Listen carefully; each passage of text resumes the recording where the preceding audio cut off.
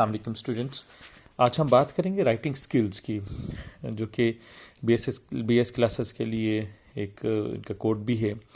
تو writing skills کیا ہے؟ انفیکٹ الفاظ کو ایک ایسی شکل میں ریکارڈ کرنے کا نام جو ہے وہ رائٹنگ ہے، جسے پڑھا جا سکے، جسے سمجھا جا سکے. اور بولنے اور سننے کے برعکس یہ ایک پیدائشی عمل نہیں ہے، بلکہ اس کو سیکھنا پڑتا ہے، اور بلکہ اسے سیکھا جاتا ہے. یہ ایک ایسا شعوری اور سنجیدہ عمل ہے. اس کو سیکھنے کا صرف ایک ہی طریقہ ہے کہ لکھنے کی جو ایکسرسائز ہے، جو مشق ہے، وہ بار بار کی جائے. اور کمیونیکیشن کے لیے writing is very important tool. It is very necessary for an effective communication. اور رائٹنگ کے اندر جو کچھ بھی لکھا جاتا ہے یہ ایک مستقل ریکارڈ بن جاتا ہے. آفیسز کے اندر، کورٹس میں اسے بطور ایویڈنس کے طور پہ پیش کیا جاتا ہے. رائٹنگ کو ہم کمیونیکیٹ کرنے کے لیے، دوسروں کو پرسویٹ کرنے کے لیے، دوسروں کو موٹیویٹ کرنے کے لیے، اور ایویڈنسز دینے کے لیے، اور مستقبل میں حوالہ جات کے طور پہ کہ ان فیوچر جو ہے اگر ہم کوئی دینا چاہتے ہیں، کیسی ایویڈنس دینا چاہتے ہیں، ثبوت دینا چاہتے ہیں، تو اس کے لیے رائٹنگ کو استعمال کیا جاتا ہے. رائٹنگ کو کئی قسموں میں تقسیم کیا جاتا ہے. تحریر کی رائٹنگ کی مدد سے ہم کسی شے کو بیان کر سکتے ہیں، اس کے فیچرز کو، اس کی حیت کو، ظاہری شکل کو بیان کرتے ہیں. ایسی رائٹنگ کو ہم اسٹیٹمنٹ، یا ہم اسے بیانیہ، ہم اسے نیریٹو، یا اسے توضیحی تحریر کہتے ہیں. تحریر کو جو ہے وہ رائٹنگ کو ہم داستان گوئی کے لیے، یعنی ہم اسے کوئی ٹیل کے لیے، اسٹوری ٹیلنگ کے لیے ہم استعمال کیا جاتا ہے. ان سے ایسے رائٹنگ کے لیے استعمال کرتے ہیں. ہم ناول، ڈرامہ یا ہم فکشن کے لیے اسے استعمال کرتے ہیں.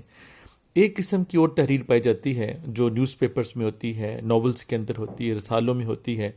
بعض تحریروں میں لاجک اور فلسفی پائی جاتی ہے.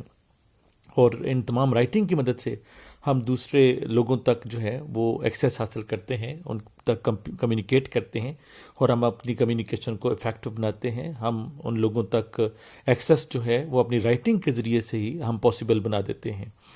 تو ایک اچھی تحریر، اچھی رائٹنگ کو مؤثر اور جاندار بنانے کے لیے ہمیں مندرجہ ذیل باتوں کا جو بھی اب ڈسکس کریں گے ان کا خیال رکھنا جو ہے وہ بہت ضروری ہے.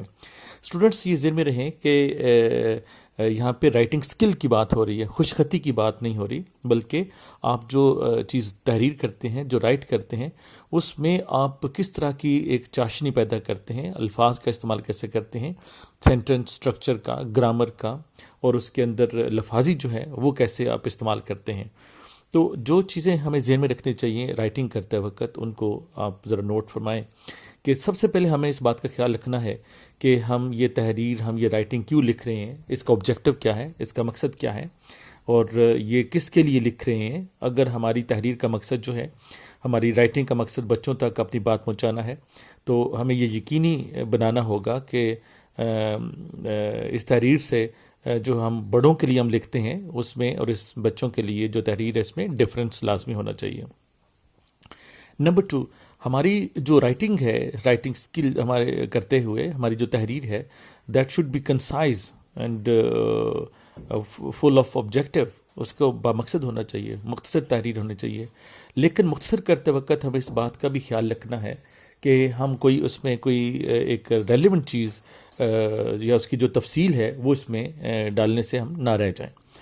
نمبر 3، تحریر آپ کی جو ہے وہ شفاف ہونی چاہیے، سادہ، واضح، یعنی کلیئرٹی اس کے اندر ہونی چاہیے، کینڈیڈ اینڈ کلیئر ہونی چاہیے، اور بالکل اس کے اندر جو ہے سنکرونائزیشن ہونی چاہیے، ایک کوہرنس ہونی چاہیے، اور اس میں کوئی مین چیز جو ہے وہ رہ نہ جائے. پڑھنے والے کے لیے کسی بھی قسم کی مشکلات کا سامنا اسے نہ کرنا پڑے، اس سے مشکل جو ہے درپیش نہ ہو. کوئی ویکیبلری آپ نے ہارڈ استعمال کر دی ہے، کوئی آپ نے ایمبیگوٹی اس میں ابہام رکھا ہے، یہ چیزیں نہیں ہونی چاہیے. تو یہ ایک ذہن میں چیز رہے کہ ریڈر جو آپ کا ہے اس کے لیے کوئی ڈیفیکلٹی نہیں ہونی چاہیے.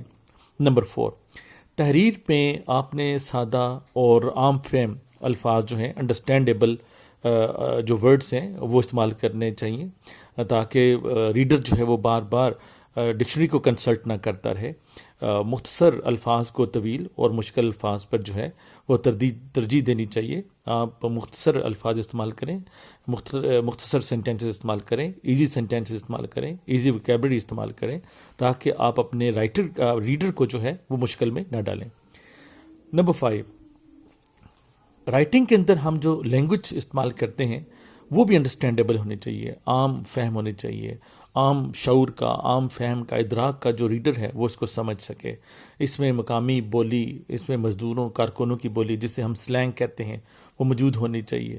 غیر ملکی الفاظ کا, غیر ملکی الفاظ کے ساتھ ایسی ڈیفیکلٹ ٹرمینالوجی کا استعمال نہیں ہونا چاہیے کہ جس سے ایک ریڈر جو ہے وہ اسے ڈکشنری کی ضرورت پڑے.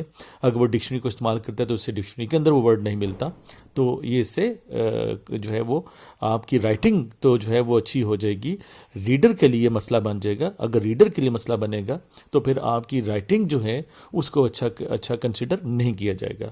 آپ کی رائٹنگ کو اور ریڈر کی ریڈنگ کو, اس کی کمپریہنشن کو, اس کی انڈرسٹینڈنگ کو جو ہے وہ تب ہی کاملیت مل سکتی ہے, تب ہی ہو سکتا ہے, پاسبل ہو سکتا ہے جب ریڈر اس کو سمجھے, اس کو انڈرسٹینڈ کرے.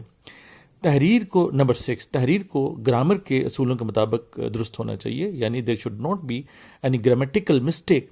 ایسے ورڈز کے جو کوئی اسپیلنگس ہیں, ان کی پروننسیشن, ان میں پنکچویشن, ان میں جو ہے گرامیٹیکل جو ہے وہ مسٹیکس نہیں ہونی چاہیے.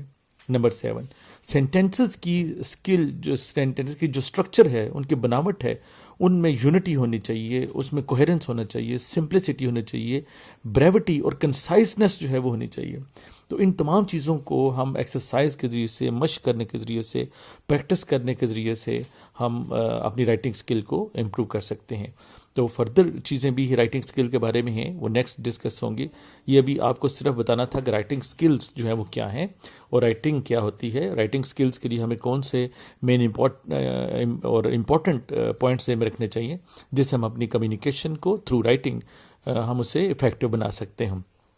تو یاد رکھیں کہ right practice makes a man perfect. پہلے ہم پڑھتے تھے کہ practice makes a man perfect, لیکن ابھی جو ہے وہ right practice makes a man perfect. تو with the help of right practice you can improve your writing skill with in the other skills. Thank you very much.